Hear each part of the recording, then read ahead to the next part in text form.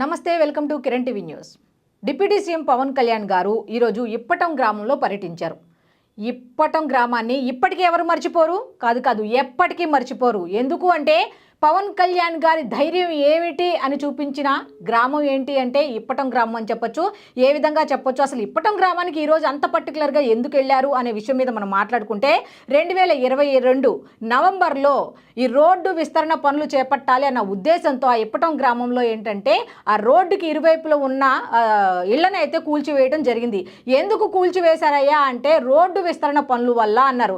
కానీ చాలామంది అంటున్న మాట, గ్రామానికి సంబంధించి ఎవరి ఇళ్ళు అయితే కూల్చివేశారో వాళ్ళందరూ చెప్తున్న మాట ఏమిటి అంటే కేవలం రాజకీయ కక్ష అన్నారు. అసలు రాజకీయ కక్ష ఎందుకయ్యా ఏంటయ్యా అంటే అసలు అక్కడ విషయం ఏంటి అంటే ఇప్పటం గ్రామం ప్రజలు చేసిన తప్పేంటి అప్పుడు అంటే జనసేన అధ్యక్షులు పవన్ కళ్యాణ్ గారు జనసేన పార్టీ ఆవిర్భావ దినోత్సవానికి సంబంధించి ఒక సభ నిర్వహించాలి అంటూ ఒక స్థలం కోసం చూస్తున్న సమయంలో ఎవరు కూడా గత ప్రభుత్వానికి సంబంధించి భయపడి ఎవరు కూడా స్థలం ఇవ్వాల. కానీ ఎంతో గుండె ధైర్యంతో ఈ ఇప్పటం గ్రామ ప్రజలు మాత్రం ఒక అడుగు ముందుకు వేసి మేమిస్తాం అన్నట్టుగా ఇచ్చారనమాట. అయితే అలా ఇవ్వటం వల్ల పాపం అది ఒక తప్పులా వాళ్ళు పరిగణించి ఏం చేశారు అంటే వాళ్ళ ఇళ్ళు 50 నుంచి ఒక 53 ఇళ్ళు అనుకుంటా పాపం వాళ్ళని కొన్ని దెబ్బతిన్నాయి, కొన్నిటిని కూల్చివేశారు. దాంట్లో ఈ నాగేశ్వరమ్మ కూడా ఉన్నారు.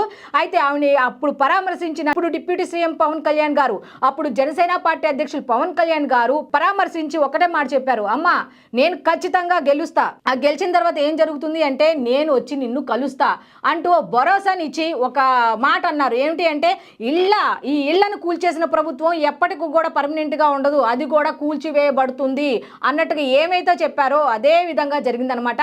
అయితే ఈ అన్నిటికీ ఇప్పటానికి సంబంధించి ఆయన అక్కడ సభ నిర్వహించడానికి సంబంధించి కానీ ఈ ఇష్యూ మీద గత ప్రభుత్వం చేసిన విషయాన్ని హైలైట్ చేసి ఈ విధంగా దాని మీద పోరాటం చేసిన ఒక ముఖ్యమైన వ్యక్తి ఇప్పటం గ్రామానికి చెందిన ఆయన, అట్లాగే Janasena central Andhra zone member అయినటువంటి తిరుమల శెట్టి నరసింహారావు గారు ఫోన్ లైన్లో అందుబాటులో ఉన్నారు. అయితే ఈ రోజు డిప్యూటీ సీఎం పవన్ కళ్యాణ్ గారు అక్కడికి వెళ్ళారు కాబట్టి అక్కడ విషయాలు ఏం జరిగాయి ఏంటి అనే విషయం మీద కనుక్కుందాం.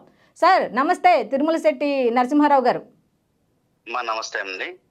ఇప్పుడు ఇప్పటం గ్రామం అనగానే ఇందాక నేను చెప్పినట్టు ఎప్పటికీ మర్చిపోని గ్రామం అన్నట్టుగా చరిత్ర పుటల్లోకి ఎక్కేసిన సందర్భాన్ని మనం అందరం చూసాం. అవునండి.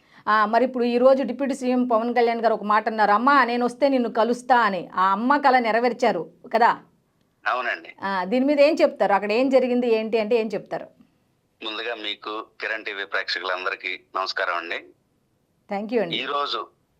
ఈరోజు పవన్ కళ్యాణ్ గారి వ్యక్తిత్వానికి కొలమానకం లేని, మేము కొలిచే ఆరాధ్య దైవం కోదండరాముడితో సమానంగా గ్రామంలో ఈరోజు పవన్ కళ్యాణ్ గారిని కొలిచే పరిస్థితి ఏర్పడిందమ్మా. అంజనాదేవికి కన్నబిడ్డ, ఇప్పటం గ్రామానికి ముద్దు బిడ్డ మా కొణిదల పవన్ కళ్యాణ్ గారు. ఇక ఇంతకన్నా మేము ఏం చెప్పాలి, ఆయన గురించి ఏమి చెప్పితే మా ఆకాంక్ష తీరుద్దో మాకు తెలియదు.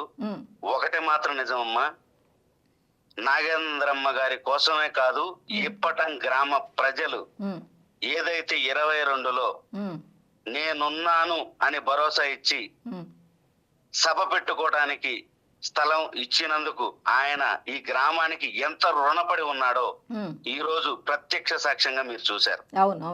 ఒక్కటే చెప్పారమ్మా, అమ్మా నీకు నేనున్నాను, ఈ ఇప్పటం గ్రామానికి నేను పెద్ద కొడుకుని అని చెప్పి మా అందరి ఆదరాభిమానాలే కాదు, మా చివరి రక్తప బొట్టు వరకు కూడా పవన్ కళ్యాణ్ గారు మా గుండెల్లో ఏ విధంగా చెరగని ముద్ర వేశారో ఈ రోజు మీరు ప్రత్యక్షంగా చూశారు. అవును. అయితే అక్కడ ఆవిడ రియాక్షన్ ఏంటి? డిప్యూటీ సీఎం అయ్యాక కూడా అసలు ఈ కాలంలో ఇలాంటి నాయకుడు ఉంటాడా అని చాలా మంది అనుకుంటున్నారు. అసలు ఆవిడ రియాక్షన్ ఏంటి? ఆవిడ రియాక్షన్ మాటలో చెప్పేది కాదమ్మా. ఆవిడకి పుట్టిన బిడ్డలు ముగ్గురులో 2 చనిపోయారు. అయ్యో. ఒక కొడుకు అనారోగ్యంతో మంచాన పడి క్యాన్సర్ పేషెంట్ అయ్యారు. ఆవిడ ఈ రోజు కూడా పొలం వెళ్ళి కూలి పని చేసుకొని బతుకుతుంది. ఆ విషయాన్ని తెలుసుకున్న మా అధినాయకుడు ఏ విధంగా తన తల్లిని కన్న బిడ్డ కంటే కూడా ఎక్కువగా అది నాకు భావోద్వేగంతో చెప్పలేని మాటలు వస్తున్నాయి. చెప్పండి. తల్లిగా ఆయన స్వీకరించి తన తల్లి ఇంటికి వచ్చి అమ్మా నేనున్నాను అని చెప్పి మనోధైర్యం కింద ఒక 50,000 రూపాయలు డబ్బులు, అమ్మకి చీర జాకెట్ స్వీటు అన్ని ఇచ్చి అమ్మతో పాటుగా ఎవరైతే వాళ్ళ బిడ్డ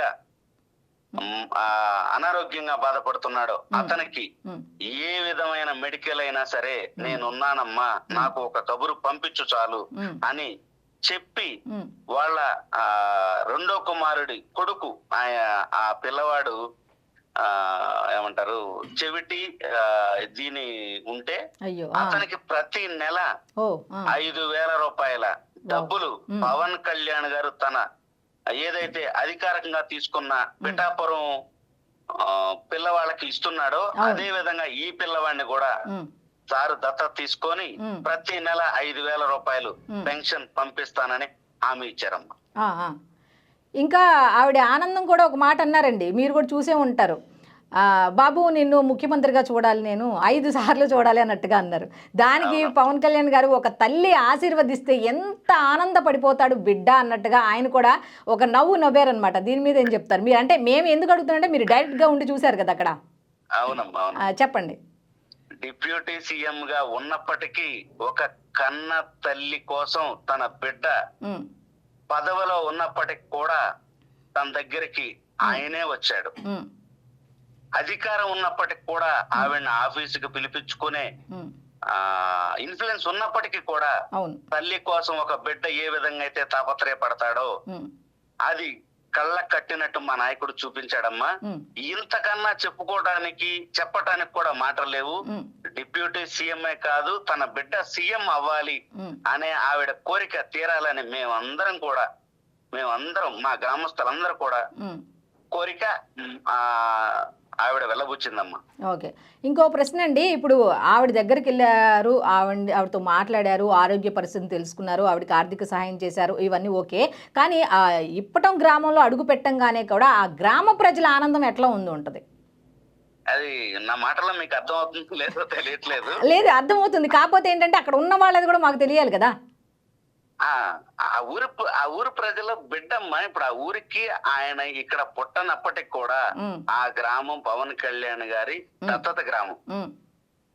పిఠాపురం ఆయన నియోజకవర్గం, ఇప్పటం గ్రామం ఆయన దత్తత గ్రామంగా గ్రామస్తులందరూ కూడా చెప్పుకునేలాగా ఈ రోజు వాళ్ళ ఆనందాన్ని ఏ విధంగా మాటల్లో కూడా చెప్పలేని పరిస్థితి. మీకు విజువల్స్ కూడా నేను పంపిస్తాను, ప్రతి ఒక్కళ్ళది భావోద్వేగం. అంతటి ఆనందాన్ని ప్రతి ఒక్కళ్ళు కూడా వ్యక్తపరుస్తున్నారమ్మా. ఓకే, అంటే ఆయన పర్యటనలో ఆ జనం మధ్యలో ఎవరైనా కలిసి ఎవరితో అన్నా మాట్లాడటం ఏమైనా చేశారా?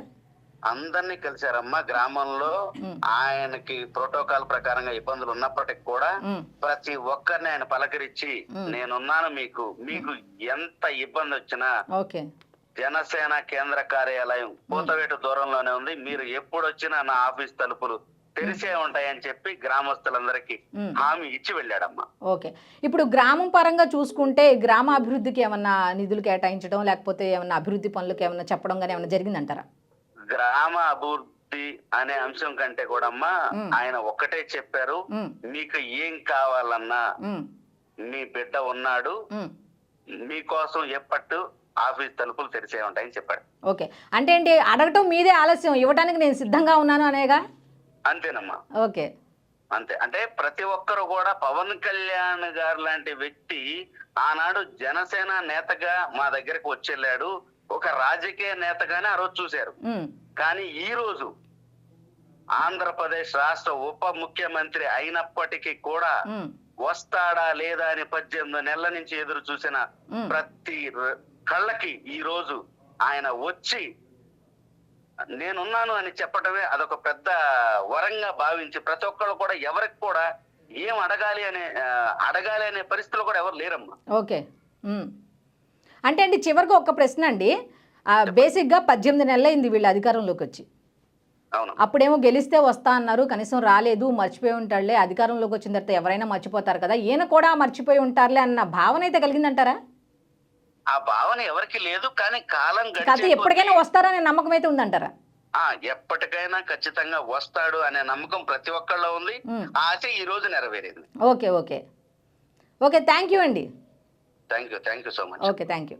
అయితే ఇప్పటం గ్రామ ప్రజలైతే చాలా సంతోషంలో ఉన్నారు. అసలు డిప్యూటీ సీఎం పవన్ కళ్యాణ్ని మళ్ళీ మేము చూస్తామా, అసలు మా దగ్గరికి వస్తారా, గెలిచారు కదా, ఈ కాలంలో గెలిచిన వాళ్ళు ప్రజలకి దగ్గరికి రారు కదా, ఓట్లు వేయించుకునేటప్పుడే కదా వచ్చేది అని అనుకున్న సందర్భంలో లేదు మిమ్మల్ని నేను ఎప్పుడూ మర్చిపోను అంటూనే ఆయన భరోసా ఏ విధంగా ఇచ్చారో అదే విధంగా వచ్చి కలవటం జరిగింది.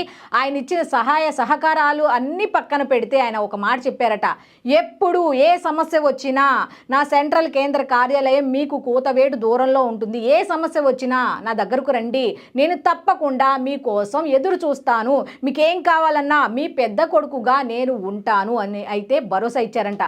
ఒక గ్రామానికి ఇంతకన్నా ఏం కావాలి, ఏ సమస్య వచ్చినా నా దగ్గరకు రండి అని ఒక మాట, ఒక భరోసా ఇవ్వటం అనేది నేటి రాజకీయ నాయకులు ఆయన్ని చూసి మాత్రం నేర్చుకోవచ్చని నేను చెప్తున్న మాట కాదు, సాక్షాత్తు ఆ ఇప్పటం ప్రజలు చెప్తున్న మాట.